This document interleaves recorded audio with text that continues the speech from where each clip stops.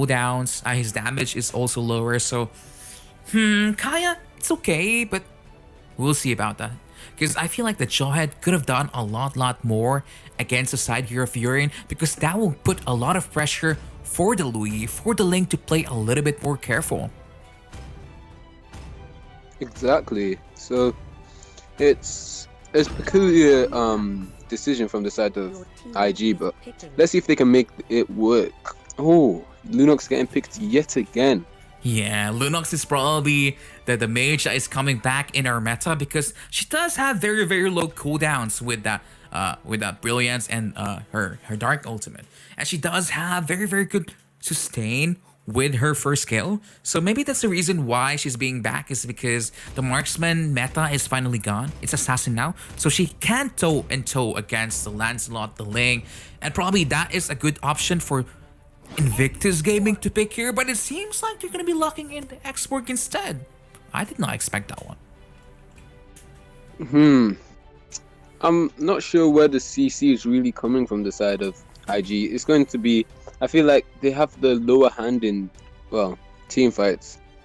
I don't know. Maybe because of the faster, maybe she can zone out the side of uReign, and Xbox does have a lot of AoE, to be fair, as well as Esmeralda, so we'll see if they can play this composition well.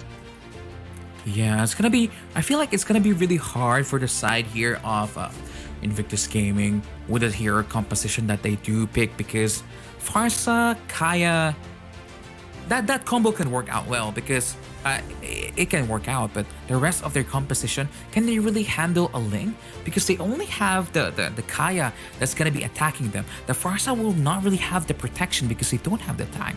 The Popo and Koopa can handle the Ling, but I don't know. Like I don't understand their composition here. Is it gonna be a hyper carry Esmeralda? I mean, that is a possibility to be able to work, because it seems like it is, because the Popo and Koopa are probably going to be playing as a support. Ah, yeah, he is using the support. Yeah, I see. I've never tried playing Esmeralda hypercarry into a Link hypercarry, so I'll be interested to see who actually wins this matchup. Yeah, but obviously now for the side here of uReign, we have War Barbie for the Louis, Freestyle for this Kufra, Wiser for this Link, Koopy for this Lunox, and Grips for this Jawhead.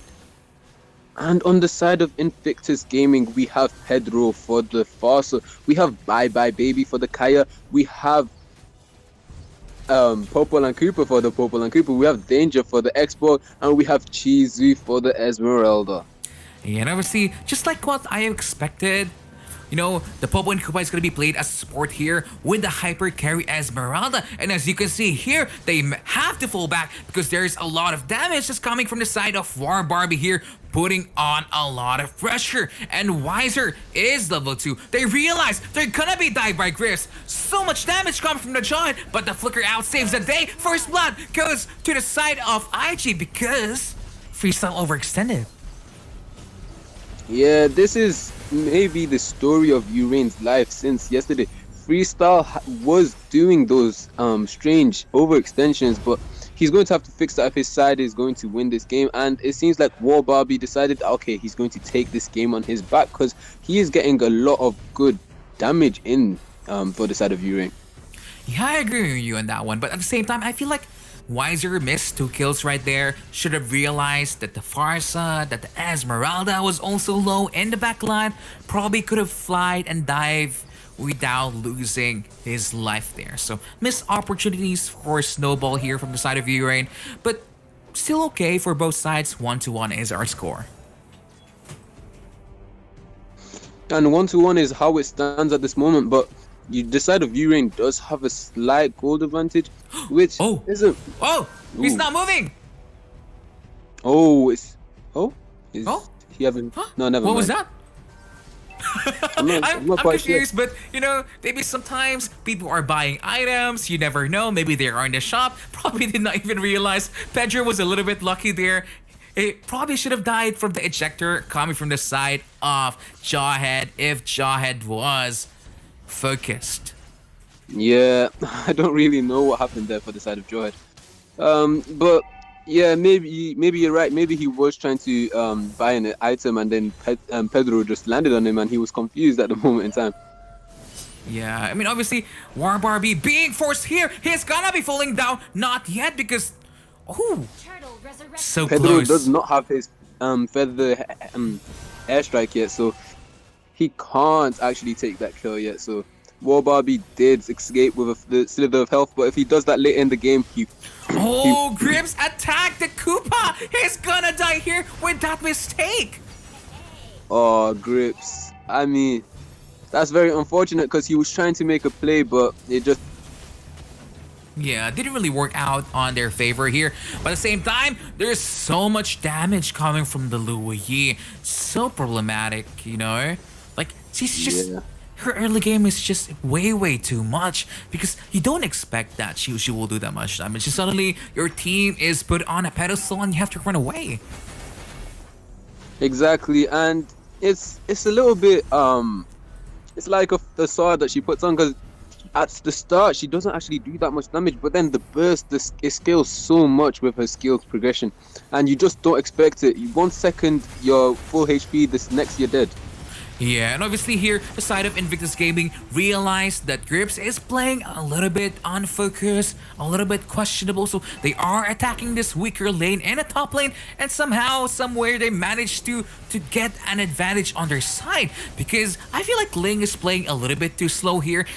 There were so many opportunities for him to kill heroes here and the backline, but he is gonna be trying to play as safe as he can, because now, Invictus Gaming might just come out on top of this team fight for some reason.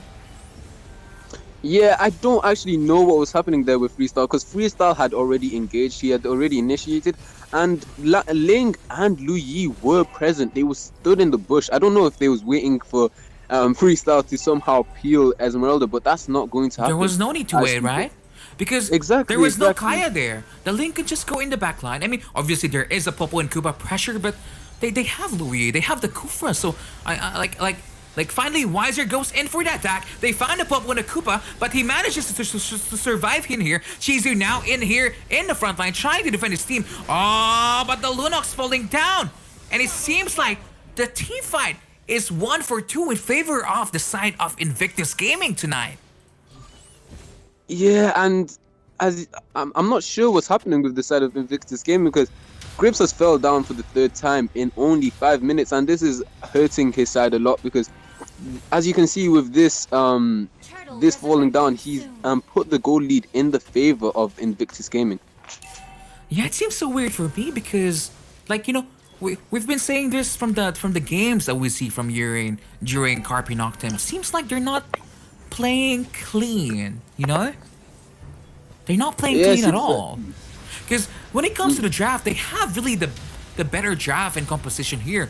Like, in my head, the Ling should just be able to kill the Farsa every single time without any problem, because that is a giant, that's a Ling. There's no way that Farsa can escape no matter what happens.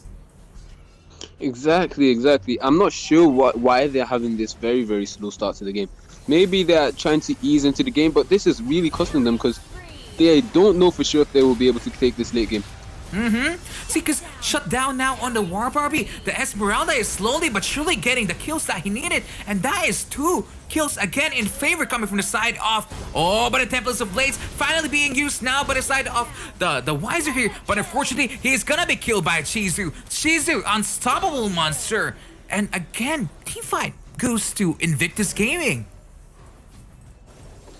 Yeah, and this is, I feel Invictus Gaming aren't playing the best right now, but they're playing a lot cleaner than the side of uReign, and that's all they really have to do at this moment in time. Because uReign, I don't know what's happening. They're very incoherent with their engages right now. It's like War Barbie's going in by himself. He's getting a few kills.